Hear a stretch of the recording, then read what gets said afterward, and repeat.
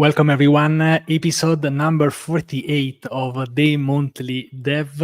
Today we'll have a very special theme because it's incredible, but we are at the end of 2024 almost. So today we will be projected to the future, I would say. So, and I would like to make a sound check with the speakers. So how are you? Can you hear me? It's doing well. Perfect. Yeah, doing well. Thanks for having us. Yes, if you're in the chat, you can say hi. You can tell me where you are based and where you're from. And yes, so today we really want to have this conversation about what the future might be. So we might be right, we might be wrong. So we will leave this video on YouTube just to prove us right or wrong in the future. But we will see, because I think that many things have changed in 2023, in 2024. I think we have been using, for example, AI a lot, and we will see if there is something that can help us to get prepared at the best for 2025. Just a kind of reminder before we start is that all this series is offered for free to you by daily.dev. So if you want, you can go and check it out, daily.dev. We have squads, we have very cool features. You can customize your feed because we really want you to be up to date. So thank you so much for trying it out. And if you want to really going great in 2025, probably you are in the right place. Okay, so without further ado, I think we can start having these two presentations. So I think I will start with Charly and Jeff. So see you later. Okay. Perfect. Let me remove. Okay, nice. So Charly, thank you so much for being here today. So Charly, you work at Inngest, right? Yeah, that's right. Yeah. Perfect. So please introduce yourself. Let's have we think we can go a bit slower and we can take 2-3 minutes. So I would like to know more about you and what you do at Inngest, and then we'll go into the talk. That has a very catchy title. Yeah. So first, thank you for having me. It's a pleasure to be part of this event. I've been, using your community, and watching you there for not a long time. I'm part of the new people that are using it. It's never too late. And before the million mark, I think. And so about me, I'm a self-taught, a developer. I've been developing for I don't know, maybe 20 years now. I did it also for 10 to 12 years professionally as a software engineer. I worked at companies that you might have heard of, like Algolia or Dashlane. And then after that also, I've been a Y Combinator Dev2 co-founder at some time. I did a lot of conferences, writing articles, and I recently joined 5 months ago Inngest as you could say a growth marketer, developer marketer, DevRel. It has different names. The goal is to get more developers to try what we do, and my job is to explain it clearly and to educate people to make it fun. So we'll see how I do today. Nice. Thank you. So I didn't know that you joined, let's say, few months ago, because I organized this, I think 1-2 months ago. So you were really fresh. And we use Algolia, daily.dev, because I will use them in the documentation. We have Docusaurus and we have the integration with Algolia. So I'm not new on that. And yes, so I would like to move into the topic for today. I will share your screen because we want to read this title with you. And I would like you maybe to make, I don't know, a trailer, maybe a little explanation of what we would expect in this presentation.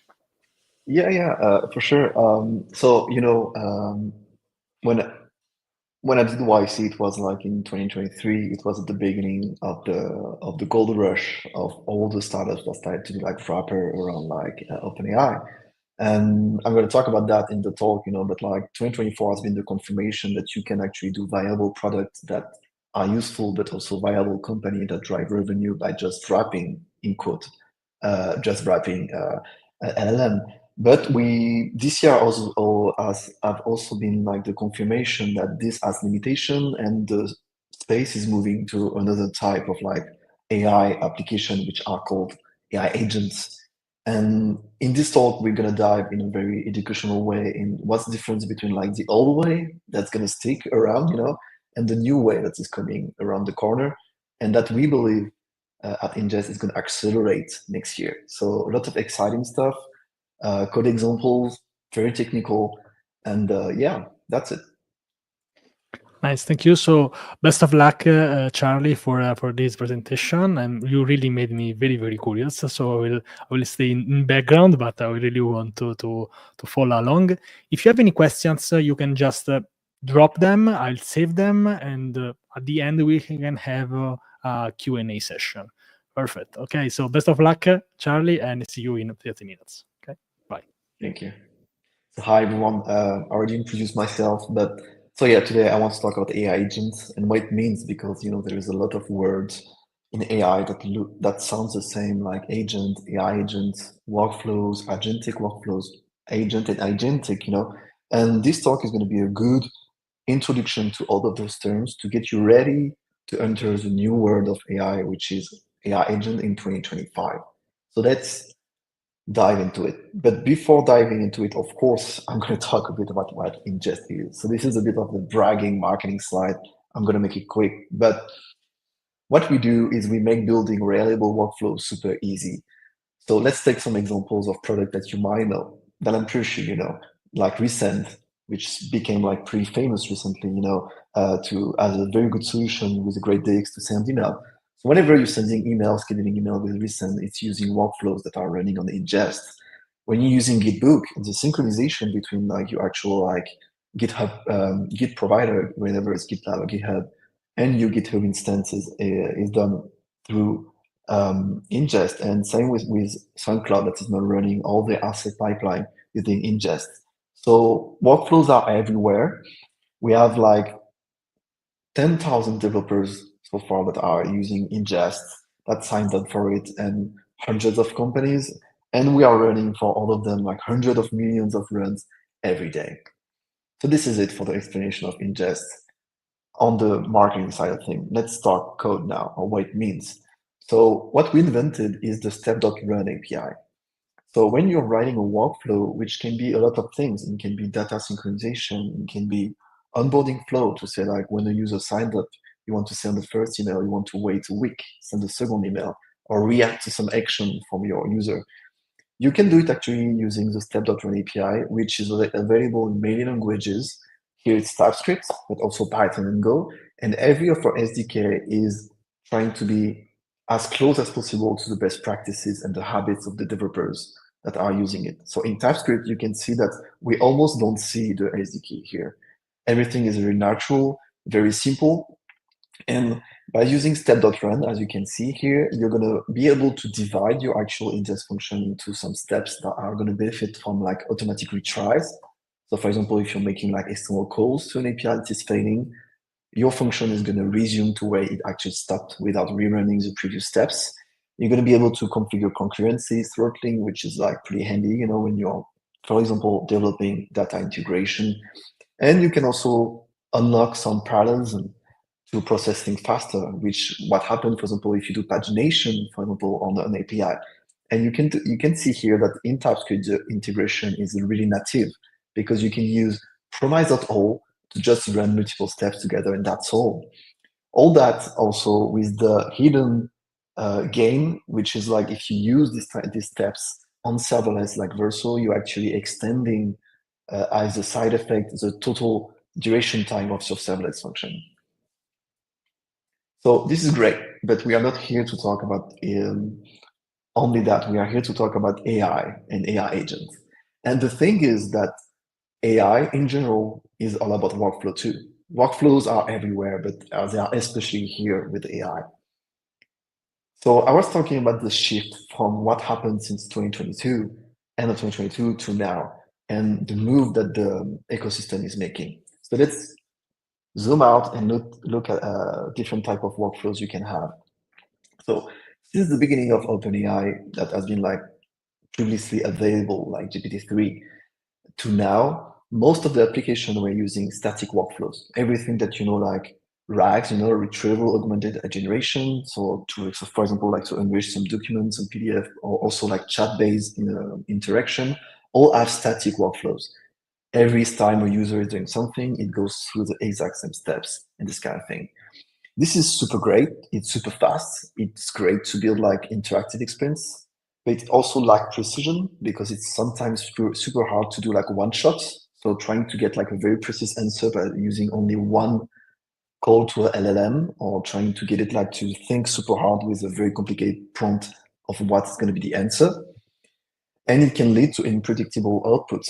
I don't know if you heard about like the Air Canada thing, but like it was a very famous case, I think this year or last year, about Air Canada support bot, that invented some TNC, and the person sued the company and won because the actual support bot invented some TNC, and they had, to actually respect them. This is the kind of things and the kind of limitation that is moving, the ecosystem to a new type of AI workflows. And this is what we're going to talk about today. And we're going to take a look at what is actually already happening that is going to accelerate, what we believe is going to accelerate in 2025.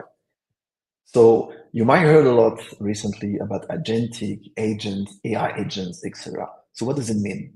When AI agents, compared to chats, have some reasoning, some kind of like autonomy or semi-autonomy that allows them to solve more complex tasks, and also have more precision and flexibility, and overall better control over their functioning. And those AI agents, like there is very famous ones that Cursor is a type of AI agent. There's also like Multion, Factories Droids. They are relying on dynamic workflows, meaning that depending on the context and the actual output of the LLM, the actual workflow that's going to be followed by the program is going to change depending on the user request. This is a big change.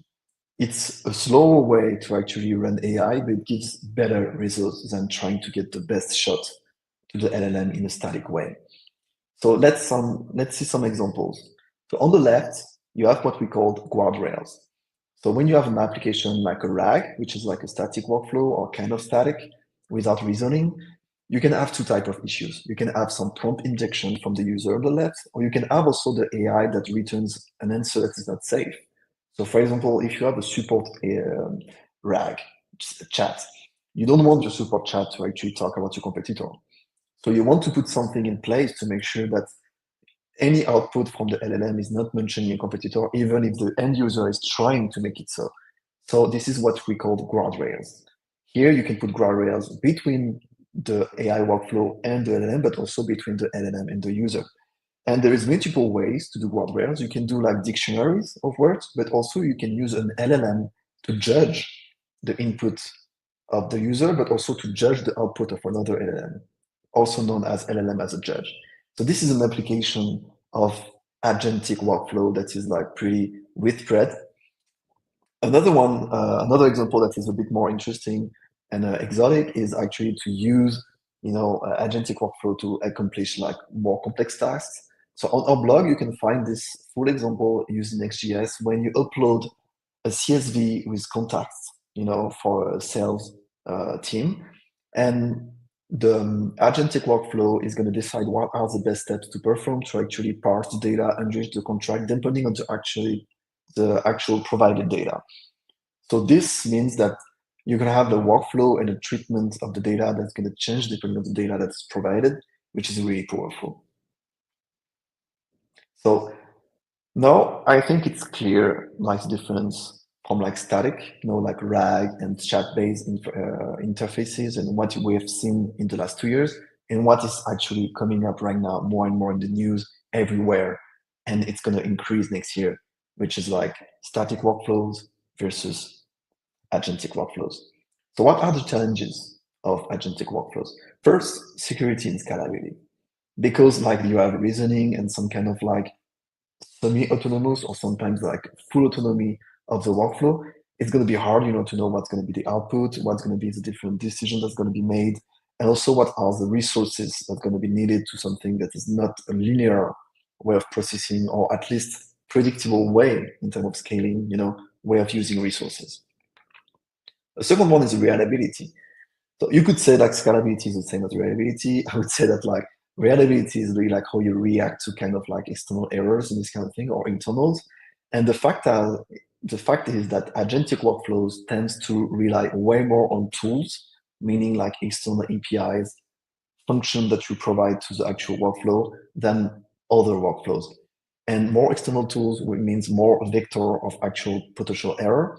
So you're more likely to face more and more issues with reliability. Then observability becomes an issue because you're gonna have like way more requests. You can have like different parts of your workflows. You can have like different unpredictable part of your workflows that are going to be harder to observe. And finally, all those things needs to be orchestrated. This like different moving part needs to be orchestrated, and this is a challenge. So today I would like to make an example showcasing a new library that we released recently that is called AgentKit, that enable you in TypeScript to develop search like agentic workflows, to develop AI agents without having to worry about scalability, security, and all these things. So instead of doing a pitch, I'm going to show you like real example.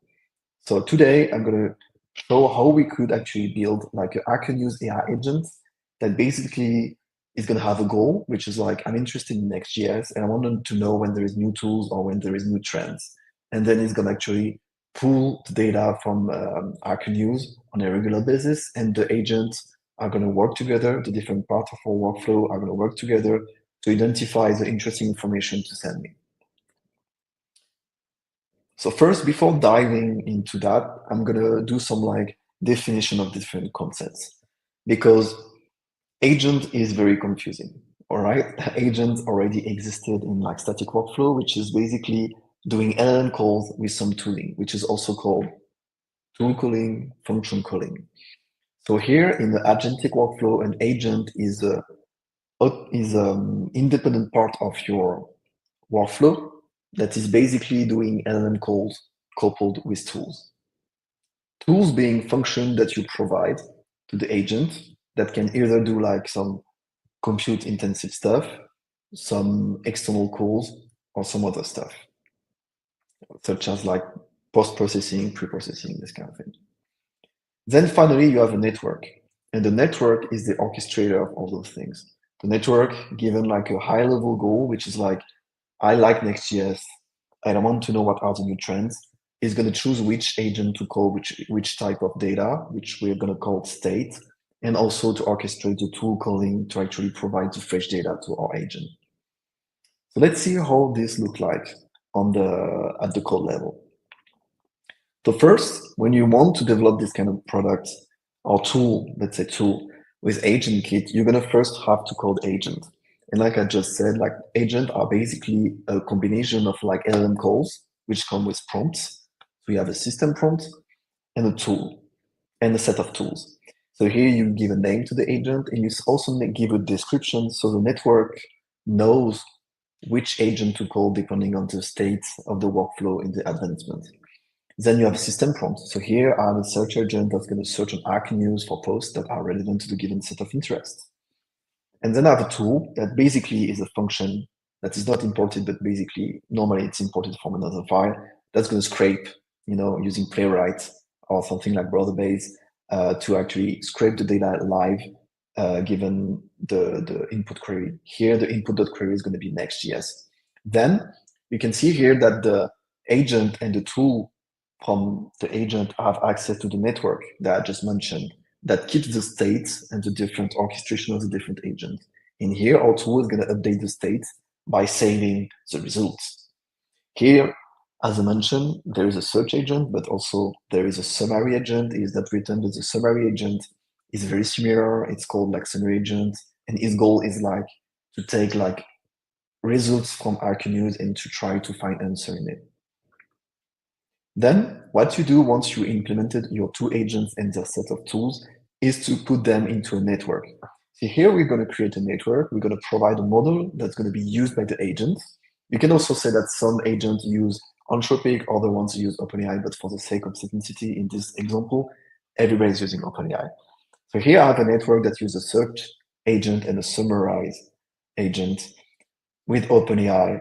And then I have some additional information that I'm going to explain here. So like I said, AI agent and agentic workflows can either be fully autonomous. Basically, the network is deciding by itself, whenever it's going to call one agent or another, or it can be semi-autonomous or like programmatically, dynamically, orchestrated. Here, we have a mix. We have what we call semi-autonomy, which is like if we have no state, we let the network decide using its own LLM which agent to call first. If we have some data in the state, then we're going to route manually to the next agent. Finally, once we have our network with our set of agents defined, we can actually run it with an initial input. So here, when earlier I was showing like input.query, this is what you get here. So also the initial query is actually propagated to every tools and every agent of the network as they're moving forward in processing the answer. So this is the cool thing. And now I want to talk about observability, because AgentKit is built on top of Inngest. So you get all the features of Inngest, and one of them is the dev server that allows you to iterate very, very fast locally without having to deploy anything or even create an account. So here we're going to run our agentic workflow, or I can use agent and see how it behaves. So here we can see it running. And first, the network is going to decide which agent to call first to actually find the data. So the network understands that to actually answer the question, it needs to search for data first. So it calls the search agent. And we can see that here, the search agent is outputting a call to the search tool saying, hey, I'm looking for Next.js thing. Then it returns data, the summarizer agent is called, and then we get a final result, which is like the workflow is completed, and it's going to send an email, which is another part of the tool. So this is great because we also, as you can see here, we have also like additional traces. We have the regular traces that you have for any kind of like workflow with Inngest, but we have additional traces and information from AI specific steps of your workflow. Here you have the type of models, the number of tokens, you have the input of the LLM and the outputs of the LLM, which is really, really handy when it comes to actually iterate fast locally. You can also rerun a specific step of your workflow with different prompts, which allows you to iterate of your agentic workflow without having to actually change the code. So let's recap a bit. So with AgentKit, we saw that there is 4 main issues when it comes to actually do agentic workflows, which is going to become the thing next year that everybody's going to try to put in production. First is security and scalability. So with AgentKit, the good thing is like you have access to the state. You can do full autonomous or like semi-autonomous orchestration, and also you have the full scalability of the thing with life cycles hooks. So I didn't show that, but you can also have like on start, on finish hooks in your agent to actually change the behavior and have better control of everything. Reliability, I mean, I said it, you benefit from the dev server of Inngest, but also you benefit for the reliability of Inngest when you deploy it with Inngest. So from the infrastructure that is already running 100 million runs every day, and also flow control features, which are like throttling, concurrency, rate limiting, debouncing, you name it. Observability, I just showed you, and you have the same thing in production. And finally, the orchestration, is done using step.run. So you get also like automatic retries and all this kind of thing. So let's recap about the AI agent being the future of AI apps. And I guess you're going to hear this word a lot again and again. So just to make sure it's clear, AI agent is the kind of product and tools that are built on top of agentic workflows, and they are used to resolve complex tasks or ensure safe and precise answers. The challenges are that it's unpredictable and it actually can decide to choose different paths. So the duration is unpredictable, the use of compute and the use of external resources such as API. So it's complex. The good news is that we have AgentKit, which provides you flexible and orchestration included agentic workflow framework. That's it for me. I don't know if there is any question, Francesco, but I'm ready to answer. Thank you so much, Charlie. This has been a very, very interesting presentation. Yes, we have some questions. We have at least 2 questions here, and then maybe I have also one more. In the meanwhile, you can drop your questions below. If you have any links that you want to share, you can share these, and then I'll take care of sharing this in the chat. So we have one question, which is this one by Lilith, which is was asking at the beginning, does the code use a stream to handle data? Yeah, so I think that, yes, I think that right now it is compatible. So it depends what you mean by stream. So you can use the actual stream API from OpenAI, it works. And maybe I can have Lile to precise the question whenever it's like a user-facing stream or like using the stream API from OpenAI and Chou. Thank you, Charlie. And I think we have one more. In the meanwhile, I will also want to share this link.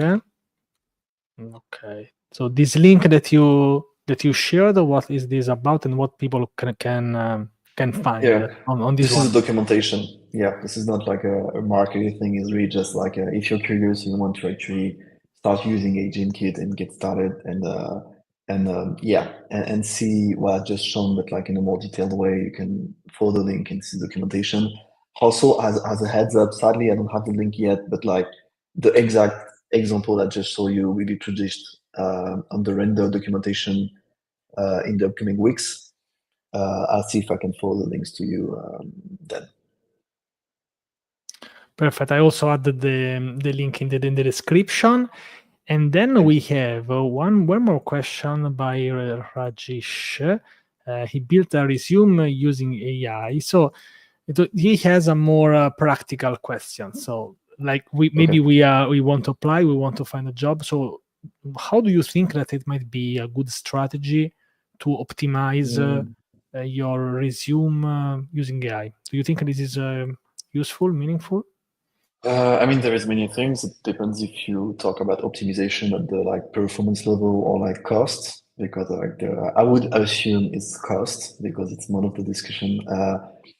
So I would say if the issue is like the amount of like data or the size of the prompt, you can actually benchmark like some specific options. So there's many things that you can do here. First, you can do it like changing the model and maybe looking at like open model, like the Mistral or this kind of thing, and try to self-host it if you still have like good performances, and it's going to help you to reduce your cost.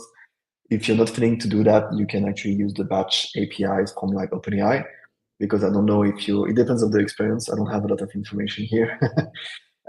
So yeah, I would say that. I would say this, but I don't have the context of like, are you using solutions such as like LangFuse to already track your cost and everything?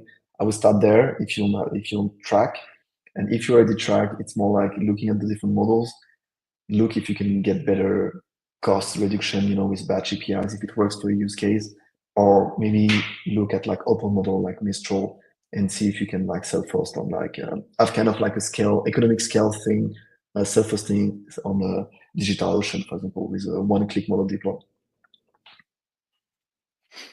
Thank you. I think that a good way to optimize is maybe to try to. Of course, I'm not writing this from scratch using AI also because it's your resume. I will take care about that. But maybe you can try to change tone. I don't know. For example, you have something that you did. You can ask, for example, I don't know, how make it sound more professional, make it sound more technical. So this can help. For me, it helped me more to change the tone than writing like the whole thing. So just just a couple of things. Yeah. Yeah, I didn't understand the angle of like optimize it maybe in terms of relevance and accuracy of the output. Yeah, that's true. Yeah, he's asking what's AgentKit. That's a good question. So AgentKit is a TypeScript framework library that helps you to create agentic workflows. So whenever you have like an AI application that could benefit to have like some reasoning or a lot of tools and different parts moving, you can use AgentKit to build it. So that could be interesting for your resume. You know, try to move it to AgentKit if you have some time this weekend to do a POC. We'd be happy to help you. Okay, I think we have time for one more, which is this one from Marvin. Does AgentKit offers eval and ways to track input, outputs, and tokens to see how the model performs? Yeah, so we don't have this kind of integration yet. Right now, what you have is the ability to actually look and change the input and look at the output as you are iterating. So it already paved the way, you know, to actually integrate it with like an eval solution, this kind of thing. But this will be the next step. Nice, thank you. So, Charlie, thank you for this presentation. Thank you for being so kind to reply to all these questions. We left the link below, so if you want, you can check it out. Thank you. This was, I think, it was a great way also to get ready for 2025 and maybe to plan what we want to build. So, thank you again. Yeah. Thank you again. And if you stay until the end, I will invite you back and give you an extra shout out. Okay. Okay. Now, thank you. Thank you for having me. me. Thank you so much. Okay, hi. Now we have Jeff Chou from Sync Computing. Welcome, Jeff. Nice to meet you. And I would like you to introduce yourself, and maybe then we can start moving into the topic of today's talk. Thanks for coming, of course. Sure. Thanks for having me. It's great to be here. Hi, my name is Jeff Chou. I'm the co-founder and CEO of Sync Computing. We're actually a spin-out company based out of MIT. So I'm in Boston right now. And we kind of have a windy path for our company. We kind of started as an algorithm optimization company, started optimizing high-performance computing platforms, and then we kind of landed on Databricks due to the market pull. That's just kind of where a lot of enterprises were. And so today we're a company that builds a product that, you know, the quickest summary is it's an AI for data infrastructure solution. So happy to kind of get into that. Perfect. So if you want, Jeff, you can start sharing your screen. And I would like to know more about your about the presentation. In the meanwhile, this is a kind of reminder that you can always drop your questions in the chat below. At the end of the talk, we'll have we'll have a Q&A session. Okay, so and the title is okay. So what is this presentation about? Maybe one minute of introduction, and then I leave you on the stage. Sure. So this is kind of our technical presentation. I'll go over the high level idea of, you know, what are we doing? Our product is named Gradient. Our company is called Sync. Apologies for the confusion there. So what I'm about to show you is kind of the high level ideas of, you know, what is the new thing that Gradient is doing, kind of the data infrastructure space. And then I'll show you some user results and how people are using it.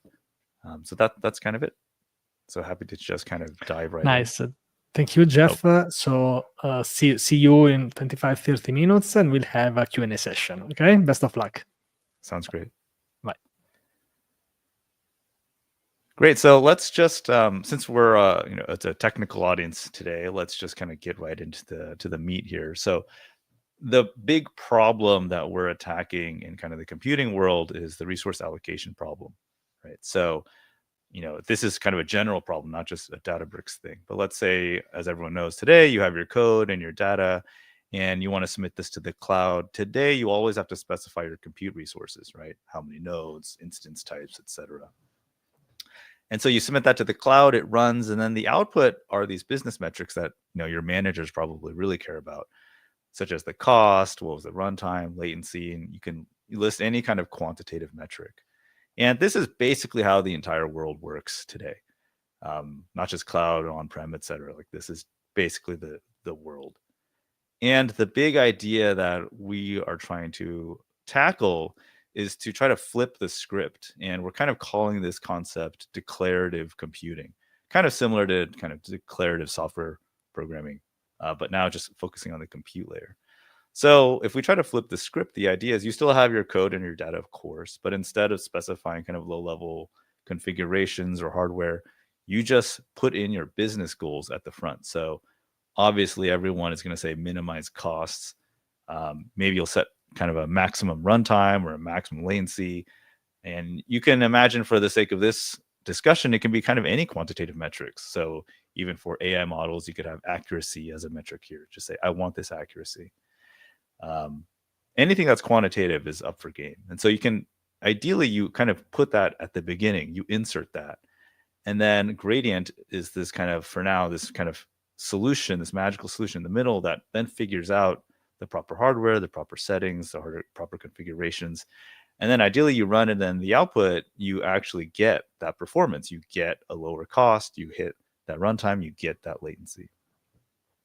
So at a high level, it's a very kind of simple idea. And now the big question is, how do you do it? So our approach to making this a reality is, at a high level, kind of a straightforward idea. And so the idea is, here you still have your code and you submit it to the cloud. And what we do is we put in a feedback loop. So the only kind of caveat that we have, the only kind of requirement, the hard requirement that we have, is we're dealing with repeat production jobs. So imagine any production job that's on a schedule that's running over and over again. Our kind of bread and butter are like ETL jobs or ML or AI inference jobs. Think about things that are just run continuously all the time, right? Which describes probably a good chunk of production workloads. What we don't really cover are like ad hoc notebooks or ad hoc kind of researchy things where you're kind of playing around. We're attacking just production workloads. So with that premise in mind, we have these repeat workloads that are going, let's say, every hour. And what we do is we have this feedback loop that's actually collecting all of the metrics, feeding our ML model, and then we can actually, in production, change and tune and tweak some of the parameters and settings to kind of find the optimal configuration. And what it looks like is this graph on the right here. These days, everyone cares about costs. So let's say, at 1 o'clock, your cost is $50. If you put in our loop, we will figure out the configurations using kind of these custom tuned ML models that can actually figure out kind of the best configurations that actually meet your cost goals. And we actually do multiple dimensions. We do cost and runtime. And so this graph can turn into a 2D, 3D, or even a 4D plot kind of down the road. But this is just to communicate the basic idea. And so really the key concept of what we build and what Gradient is, it's this closed loop feedback loop that will automatically change whatever you want to hit whatever goals you want. That's kind of like the pie in the sky idea for now. So for the sake of this presentation, we just have some screenshots of the product just for simplicity. But here is kind of what it looks like in reality. So this is the bread and butter of what Gradient does. There are some other features that I'm not showing here, but this is kind of the main thing. So this is a snippet of our dashboard here. This is, let's say, one of your Databricks jobs that's running in production, let's say hourly.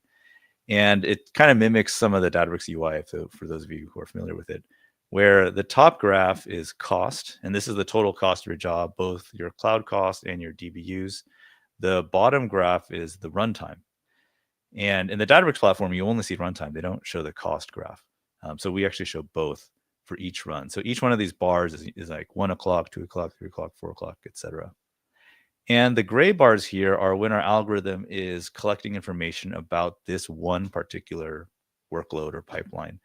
And it might be tweaking some configurations. It's basically trying to experiment and learn and understand how this workload and data set responds to different configurations. And after a couple iterations, it kind of figures it out and switches from gray to green. When it's going to green, the algorithm is now trying to make a configuration change that it's trying to predict how it's going to do. And so you can kind of think about it as like switching to an optimizing mode. So here it might kind of go back and forth between learning and optimizing, but eventually it figures it out. And here you can see it drops the cost substantially. And at the same time, we also maintain and monitor the runtime. And so this dashed line you see here is actually the SLA set by the user. And so as we're changing these configurations and lowering costs, we are also double optimizing that the runtime does not exceed the SLA. And so this is kind of a very popular option that everyone wants, which is cost savings. But the optimization it can work with any kind of quantitative metric. So here it is in kind of the other domain, where let's say you have an app that is running, let's say 10 minutes, and then for some business reason, you need this thing to run in 5 minutes. Well, today, what would you do? You have to go in and change a setting and see if it works, and it's very tedious. For now, what we can do in our app, in Gradient, is this kind of declarative computing concept where you can actually just say the time that you want. And Gradient does the same thing, where it's understanding, learning what's going on with your job, what it needs, and then it figures out the right settings to kind of hit your SLA. And in this case, costs actually went up because to go faster, it found out, okay, you do have to actually increase the resources. But it will make sure we're always trying to minimize costs. So it'll find your SLA with the minimum resources required. In this case, costs did have to go up. But that's okay, because your business goals are actually to hit the SLA as a higher priority than lowering costs. And so people can tune and tweak kind of the SLA requirement here. That's kind of the main knob people kind of play with. So maybe they'll say, oh, maybe try 7 minutes. Maybe that's still okay for my SLA. Maybe it's a little bit cheaper, so I'll try that. So you're really only dealing in kind of business world logic land. You don't have to live in kind of low level compute or configuration mode. So that is kind of the kind of very simple example. And really the big use case for us are customers that are running at scale. So obviously, if you have 5 pipelines, you can probably have one of your engineers go in and kind of tweak things, and you'll probably be okay. But we work with customers that have thousands of jobs. This is one example. It's a public company. They have 3,500 production jobs. These are 10,000 runs a day. We are actively managing and controlling tens of thousands of optimizations a day, constantly monitoring and tuning and tweaking their clusters at scale. And this is really where we shine. This is where no amount of humans, no amount of consultants or solution architects can do this. This is when you need automation and AI. And I think one of the most impressive stats is now you just need, a tenth of an engineer to help monitor and manage, 10,000 job runs a day. You don't need an army anymore. One engineer can now manage, because now you're just managing group business logic. This one engineer doesn't have to go in and click into 10,000 jobs a day and figure out what's going on. These are some example results. This company was up and running for about a month, and we saved about $56,000, and it's a projected estimated a couple $1 million in savings over the next 12 months. So this kind of just shows you our primary use case. It's customers at scale who really have this issue. Some of the kind of, to dive in one layer deeper, one of the kind of big use cases that we see is continuous optimization when things are continuously changing. And by far, the biggest use case is data size. In fact, many companies are not even aware that their data size is changing a lot. But this is an example from a real user. So again, the top graph is cost and runtime. In our app, we also show a bunch of historical metrics. This is great for kind of data engineers who want to understand, what was different this week than last week. And so what you can see here in this bottom graph is actually the input data size. And you can see this is actually an hourly job. It's one of their kind of notifications that goes out to all their users every day. And during the day, it's much higher data volume, and at night, it's much lower. And our app Gradient will actually find the right cluster for each data size. And so we'll actually custom tune and custom adapt for each data size to make sure you're getting your constant cost and SLA. You can imagine that if you just have one cluster setting for all data sizes, your SLA, your runtimes might be very highly variable. But if you have something that can continuously adapt, we can make sure whether it's big or small, you're always going to hit your SLA. This is another example. These are statistics across, actually, this is an internal metric that we monitor. These are the statistics across all user jobs. So you can kind of see what we do here. The x-axis is the cost of a job. The y-axis is the frequency or the number of jobs you can think of. And this is a really great illustration of showing you what we do at scale. And so the kind of dark gray distribution is basically where customers were before us. So this is before Gradient went to work. You can see this huge spike here. This is likely due to most people just use default settings. And so the costs are what they are. And that's the danger of default settings. It's easy, but it's not necessarily going to be the most efficient. And so what Gradient does is it goes in at scale, and it'll actually, you can see what's going on here. It's actually shifting the curve to the left. And when you move to the left, everything is getting cheaper. Of course, we can't, we can only do what's possible. Not all jobs can be optimized. And so you can see the distribution. You should think of what Gradient does as kind of affecting the distribution of your jobs and the distribution of your costs. But it's great to kind of see this result at scale across all our users. Just some other numbers from users and productions. A lot of people ask us what kind of savings we typically see. It really depends on each company, depends on what your workload is, how have you been trying to optimize or not. But we see, optimizations and savings from like 30% up to 60% in production. So it's a pretty substantial amount of cost savings here. We've managed over 5.4 million core hours thus far. And the last slide I have here is the way real users use this at scale is that everything you saw in our UI is actually API driven. And so we're an API first company. And so while the UI is great to visualize and show everything, the way folks actually use us is they integrate our APIs into their orchestrators. So because it's just a Python library, you can integrate into Databricks, Azure Data Factory, Dagster, Airflow, even Terraform. A lot of companies have obviously CI/CD systems. And so they integrate our APIs into their systems and just fully bake us into their system. And so because of this gives especially large enterprises full flexibility, full customization to custom integrate it however they want. And I think that's one last slide. We always get asked this question, so I'll just preempt it. But everyone asks about serverless, and serverless is a great feature. Databricks has it. Snowflake. I mean, the world is moving towards serverless, and serverless is great. It is very convenient. It has really fast spin-up times. It's fantastic. So I'm a fan of it, and I think it has a great use case. However, I think it's pretty common knowledge serverless also comes with a tax. There is typically a higher cost. And so we actually just published a blog pretty recently where we took a TPCDI, which is kind of an industry standard kind of a data integration benchmark, and we ran it across a couple different Databricks pipelines, Databricks compute platforms. The three that we looked at were classic clusters, Databricks SQL clusters, and then job serverless clusters. And classic is what we kind of optimize. That's where you have full access to all of the knobs. You can tune whatever you want.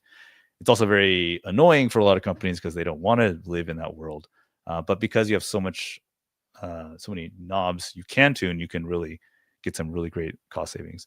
And then Databricks SQL is their SQL serverless warehouse, and then serverless is their more recent job serverless platform. And what we do is we have kind of bunches of three here. SF is the scale factor. This is essentially the data size. I think 100 is around like 10 gigs, 1,000 is around 100 gigs, and then 5,000 is around like 500 gigs of data.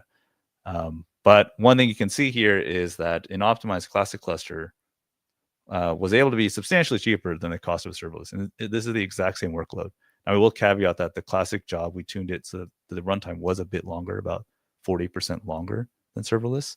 But you have that option in classic to have the trade-off between runtime and cost. So you can say, maybe for your background ETL job, if it runs 2 hours instead of 1 hour, it doesn't really matter because it's run at like 2 o'clock in the morning. So we might as well run it a little bit slower. You can save a lot of money. So you can kind of see that the cost savings is quite substantial from serverless to classic. And this is today, and I fully am aware that Databricks serverless product is quite new. I think it's going to get probably cheaper in the future, and I think they have some cost optimization settings that are coming out around the corner. So we're fans of serverless. I think it has a great use case. But for the customers we work with who are operating at scale, they're kind of clawing for every savings that they can get. And in that case, you kind of have to go to classic, where you basically have full control of your clusters. That's it. Happy to answer any questions.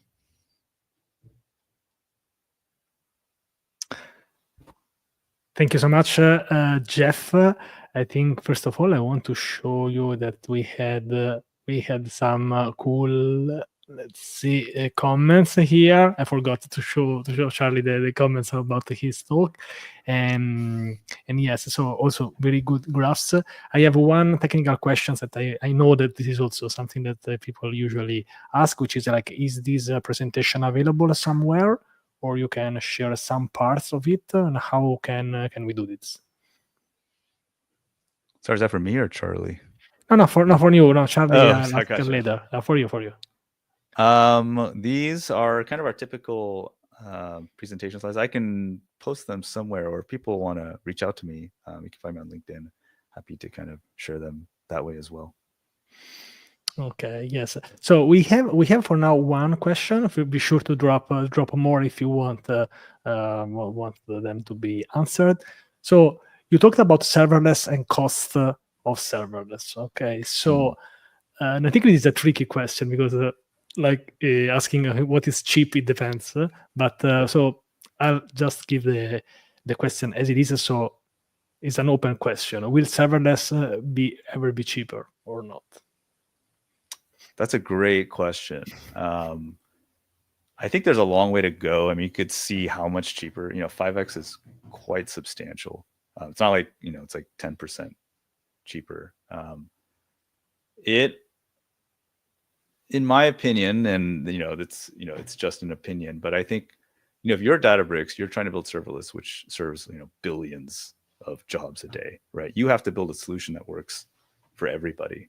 The big advantage of us being a startup and kind of this ML approach, which is we custom tune for each pipeline, is that we can get more specific. And just generally speaking, anytime you can be specific, you can probably do a better job than when you're just trying to be general. And so, maybe down the road, Databricks will try to do something similar to this. It'll take a while because to get an ML system that works at scale is extremely challenging. So I think, will it ever be cheaper? I think it'll be very hard to be cheaper than an optimized classic, kind of doing what we're doing. I'm not, never say never, unless they artificially increase the cost of classic, which you could artificially then make that happen. But I just think, from a technical standpoint, customization is really the power of AI or of ML, right? Is that you can customize at scale. And when you do that, you can save a lot of money. Like we don't just have like blanket rules like, turn down your auto termination time or use this instance type. And we are hyper specific for each pipeline. And in my opinion, that's kind of the path to ultimate efficiency. Now, I'd also say not all companies care. A lot of companies we talk to say they don't care about their Databricks costs and they love serverless. And I think in that case, serverless makes a lot of sense. You just want to get up and running. You're not at a scale where you care about costs. Then I think serverless is great. It's really the companies running at scale, probably public-facing companies who do care a lot about costs, and their whole entire backend is based on Databricks. That's where kind of the pain is. Yes, and I think this was really a tricky question because maybe they were asking about absolute cost, but the cost is not just the cost of the. Oh, that's right. Yeah. So I think it really depends on the type of application and yes. So, but I think in that case, let me know, Lilith, if that was correct, that you were asking about absolute cost. But I think in that case it would be game over for the normal asset, let's say way of doing things. So serverless is not meant to be absolutely cheaper, because otherwise you will have a no-brainer choice, right? Yeah, so exactly. For me, it makes sense. That costs a bit more. Let's say a bit. Yeah. I mean, you pay for that convenience for sure. Yes. Yep. Yes. Nice. Thank you, Jeff. So maybe I would like to invite Charlie back, and since we have some more time, because Romaric has had a technical issue, so he didn't manage to join this conversation. So I'm happy that you made it. So let me invite Charlie back. So first of all, Charlie, I forgot to share that also people say great things about your talk. So this is something that I forgot to share. And now maybe I would like to have maybe a 5-10 minutes open conversation over also in the chat about the topic of today, which is like how to get ready for 2025. And before doing that, I would like to give some minutes to both of you, to Charly and Jeff, to talk more about like more in details. I don't know what your company does and maybe what your company will be focused on in 2025. So maybe we can start with Charly. So what's the plan? What is something that you can share, or maybe if it's something that you can share? I mean, we can share a lot for sure. I think we have a huge conviction that like I'm going to talk about AI like at many level, and I think in this end discussion I have a lot of things to say, like at the personal level, but also at the company level. But at the company level, I think like the orchestration in AI when people were doing like chat and everything was not necessarily like a huge, not necessarily like a huge need, but like something that was a deal breaker for them to actually do like real time and interactive stuff. Now that we are entering this kind of like agentic workflows, it's becoming more and more things. So you can you can understand that like for us it's interesting, because we have a lot of experience like doing workflows and being super close to like developers and making sure that the DX is great and the product is great and everything. So if I have to say like a two-liner, I would say like for us it's a huge opportunity, to improve the developer experience to every developer that's gonna start doing agentic workflows, that's gonna try to do AI agents and play with this like super weird stuff. Because I don't know, like if you try to play with like develop like agentic workflows and stuff, it's pretty weird, because when you spend like 10 years actually doing programming, when every time you run something you have unit tests and everything, it's kind of like predictive and you kind of like narrowing to a specific use case. Developing with LLMs different. It was already the case, with like the just doing prompting and everything, but even like it's a different order of magnitude now in terms of complexity. And there is a lot of things that we can borrow from software engineering, like evals are just like being borrowed, by the concept of like unit tests. And we do believe that there is a lot of things like software engineering concepts that are gonna rise again or have a second life, or an expansion, with this new, not trend, but new paradigm change in AI. Thank you, Charly. Thank you, Charly. And Jeff, what can you talk more about what are the plans for 2025 for Sync Computing, and now maybe how can developers maybe can know more about this? Yeah, I love to talk about future stuff all day. In terms of like the 2025, definitely expanding beyond Databricks is kind of target number one. There's nothing particularly special about Databricks to us. We just kind of picked it to be narrow and focused. But our platform and solution is general. And so we definitely want to break out of Databricks. Some big requests are Snowflake is kind of a big one. We actually just started a partnership with NVIDIA to optimize GPUs as well. So pretty much any compute platform or anything that you need to tune is kind of open. If I were to, for fun, answer, even beyond 2025, like where do I maybe see AI going? In respect to kind of compute infrastructure, I would love to see more automation in infrastructure. I think infrastructure, what we learned when we were trying to do this is that infrastructure, especially in computing, is typically very static, right? Once it's in production, no one touches anything. It's there. It's like the holy grail. Don't touch it, right? And what we're trying to do is a very big paradigm shift. So we're actively changing stuff in production. And so I think the benefits from the business perspective are quite clear: cost savings, declarative computing, hit your goals, etc. And so I think if the world can, we've seen actually just this past 12 months, I think because of the advent of AI and everyone's more used to automation, a lot of companies were a lot more open to saying, okay, we'll try it. We'll try cracking open production.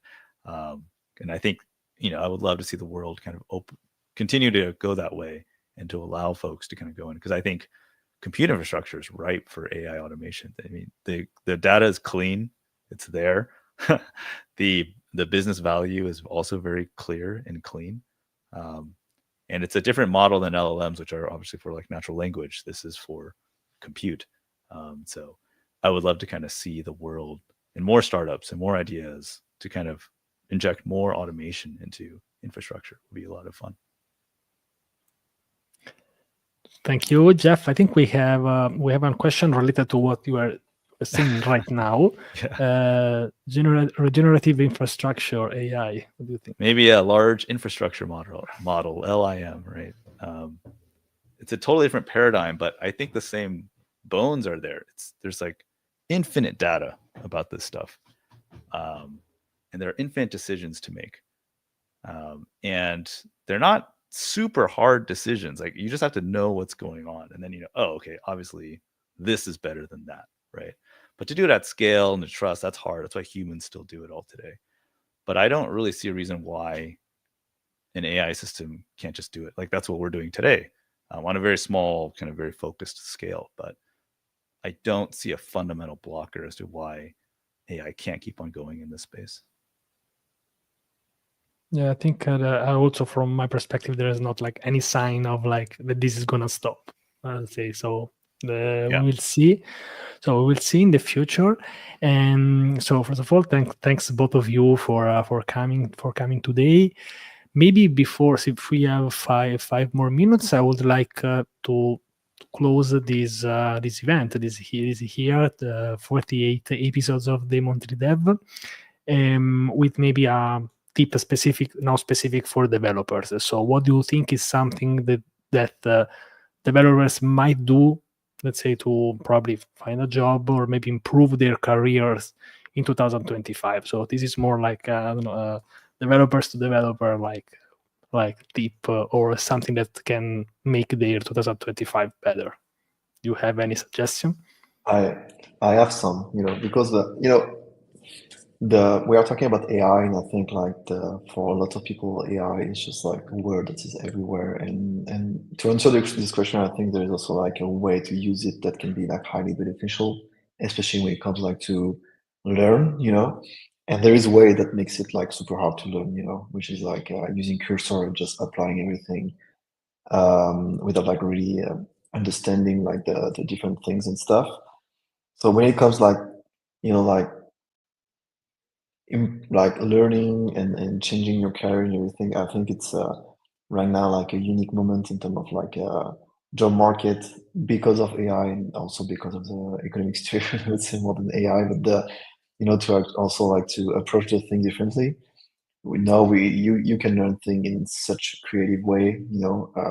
I'm gonna sound like a very old person saying that, but I learned programming like reading books and everything. I still love that, but I'm very amazed right now to see like how fast you can go, and this applies to everything, to engineering, to anything. But basically, I know that some people actually talk with ChatGPT like at least an hour a day just to brainstorm, to learn things. I'm not doing that yet because I'm more like a laggard when it comes like to new tech and more like, oh, I don't like to hear all this like new names and stuff, But honestly, I think there is a unique opportunity, and maybe Jeff, you agree on that. Yeah, great question. Maybe one concrete I thought here is there is a huge hole I see in kind of the technical staffing market. So you have like data scientists who are very smart. They know about a bunch of math and can do a bunch of analysis, but they don't know much about engineering, like software engineering. And then you have software engineers who are also very smart, know a whole bunch about infrastructure, coding, best practices, etc. And there's this incredible desert of people who know both. That's actually one of the staffing challenges we had here at Sync was like, well, because we have an ML AI thing, but we're also have to put it in production. And it's this intersection of like, okay, you can't just know engineering, but not be uncomfortable with math and statistics. And so people who know both, I think, are incredibly rare. And when you're rare, you're worth a lot more. Companies will pay you a lot more. And so that's where I see the intersection. If you're all data science, there's a bajillion data scientists. If you're all engineering, there's a bajillion engineers. But people who know both and can speak both language and then implement ML AI into a production system, and they don't have to rely on a data scientist to tell them, that skill set to me is like where I would, if I had to go back when I was 18, 19, picking, majors like that intersection to me is, I think, will be very hot going down the road. this is what will make you really unstoppable, I would say. If you have, let's say, two great skills and then you mix them together, that's really great one. Yeah, AI in production. AI is cool, but if there's no engineering behind it, it's just like a science paper, right? Engineering is cool, but without AI, it doesn't really do anything new. And it's really that intersection is where you can do some real damage. Nice, thank you. I don't know, Lilith, what's your question about data scientists and software engineers? What do you want us to talk about? Maybe he's asking about the intersection of these data scientists and software engineers. We have, let's say, stick one more question, and then we can wrap up for today and also for 2024. More general question: what do you think about stealing copyrighted content by ChatGPT and changing or slightly tweaking it? So basically using AI with copyright. I think this is a topic that can make us go for one more hour, but we'll try to make it short. But this is an issue, like ethics in AI. So who would like to try to answer? Rajesh, what do you think? Is this saying you take copyright information, then you use ChatGPT to like change it enough so it's no longer copyright? Is that what this question is? Stealing copyrighted content by ChatGPT and changing or slightly to. I think this is what you are saying. Like you get copyrighted content and then you change it with ChatGPT, because stealing copyrighted content by ChatGPT, I don't know if that's copyrighted. In the future we'll have the issue of getting copyrights from ChatGPT. So this is probably 2025, but I think this is what you say, Jeff. So changing like, some existing thing. Yeah, it sounds like a legal advice, which is like a bit like now we're in legal. You're in legal land now, so. But like honestly, I feel like it's more like something that's gonna regulate like later, and it's not necessarily like a super hot topic per se right now. But yeah, it's not really technical. It's more like a legal stuff, you know. It's legal. I'd say it's risk reward. The technical answer is like yes, it works. The legal answer is like depends, I guess, on the scale and what's your company and stuff.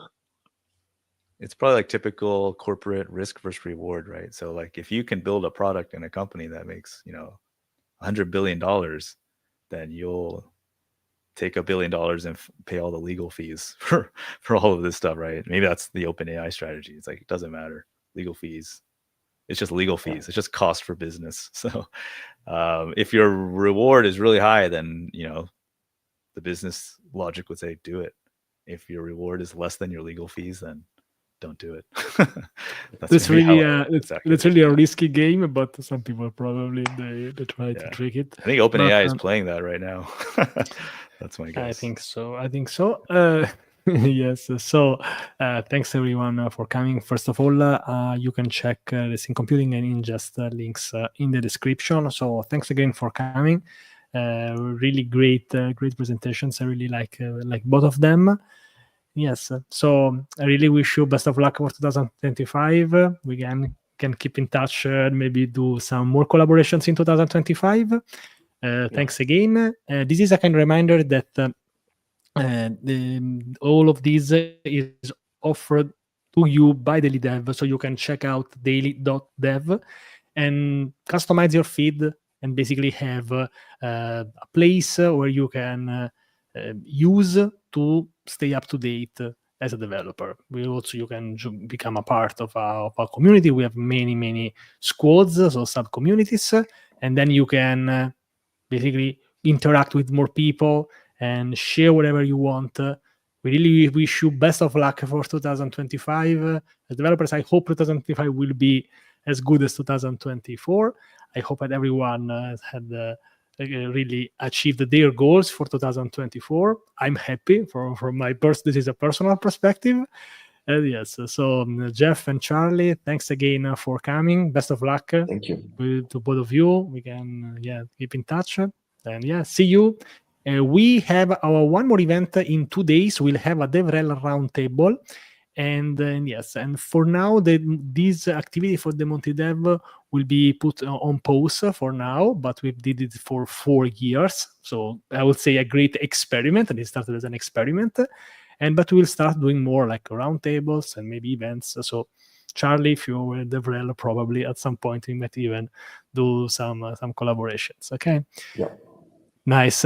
Thank you. Thanks everyone for coming. Yeah. And best of luck for your Thanks all. 2025. Bye bye. Thanks for having us. Take care. Bye. Bye bye.